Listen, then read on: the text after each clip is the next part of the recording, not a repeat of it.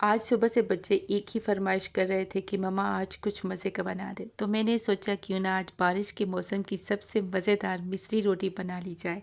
यकीन माने एक बार बनाएंगे तो घर वाले बार बार फरमाइश करेंगे।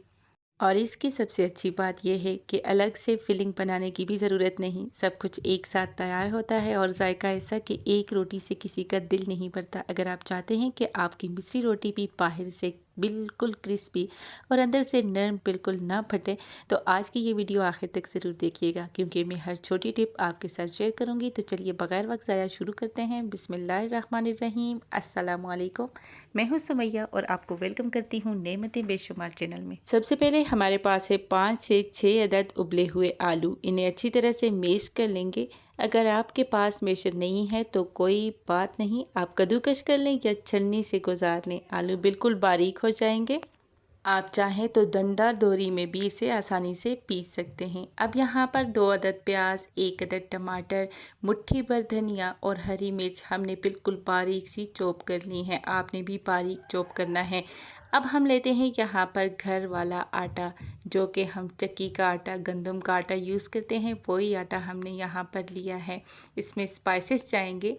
1 चाय का चम्मच यहाँ पर जाएगा कुटी लाल मिर्च, आधा चाय का चम्मच यहाँ पर जाएगा अजवाइन, 1 चाय का चम्मच धनिया पाउडर और 1.5 चाय का चम्मच यहाँ पर नमक डालेंगे। इस पे जायका डालिएगा।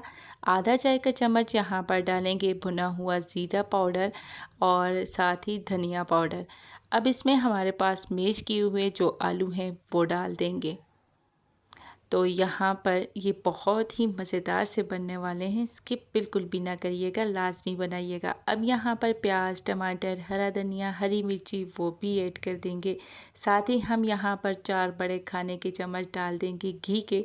तो यहाँ पर देसी घी का यूज़ कर लीजिए, लेकिन आप यहाँ पर ऑयल ना डालिएगा। अब यहाँ पर 1 टेबल स्पून के बराबर डालेंगे ज़ीरा, भुना हुआ ज़ीरा ऐड किया है। अब यहाँ पर आपने बहुत ही ध्यान से इसको गूंदना है। आपने पहले इसे तमाम चीज़ों को अच्छी तरह से मिक्स कर लेना है, ताकि प्याज टमाटर जितना पानी छोड़ें वो अच्छी तरह से मिक्स हो जाए आटे में। और बाद में आपने इसमें थोड़ा थोड़ा हाथों की मदद से पानी डालना है। एकदम से पानी ना डालिएगा, बिल्कुल थोड़ा थोड़ा डालकर आपने गूंदना है। और जब ये खुश्क ही होगा ना, तभी आपने इसे गूंदना शुरू कर देना है। आधा आटा इसमें खुश्क होना चाहिए, क्योंकि जो आलू हमने डाला है वो नरम होगा और आटा एकदम से ना नरम हो जाएगा अगर पानी ज़्यादा डल गया तो यहाँ पर देखिए बिल्कुल थोड़ा सा पानी इसमें जाएगा। तकरीबन 1 किलो से ज़्यादा ये आटा है मेरे पास। तो ये देखिए इसमें तकरीबन 1 कप से भी कम गया है पानी। तो ये देखिए अभी इसमें खुश्क आटा है, लेकिन मैं पहले ही गूंदना शुरू हो गई हूँ। तो ये जितना भी खुश्क आटा है ना, ये आटा ऑब्ज़र्व कर लेगा और एक डो सी बन जाएगी। इसमें पानी और मज़ीद नहीं डालना, थोड़ा सा पानी डालना है और तभी जाकर आपकी ये बहुत ही ज़बरदस्त सी डो तैयार हो जाएगी।